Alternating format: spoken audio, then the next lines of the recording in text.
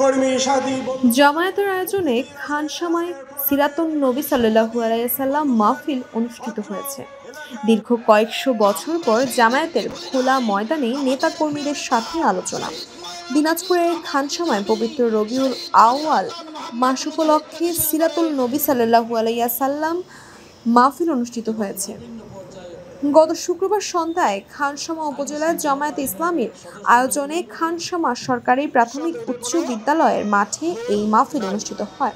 মাহফিলে উপজেলার বাইতুল মাল সেক্রেটারি আলহাজ মোহাম্মদ ইকবাল হোসেনের সভাপতিত্বে প্রধান অতিথি হিসেবে বক্তব্য রাখেন বাংলাদেশ জামায়াতে ইসলামী কেন্দ্রীয় মজলিসের শুরা সদস্য ও সাবেক জেলা আমির আলহাজ আফতাব উদ্দিন মোল্লা।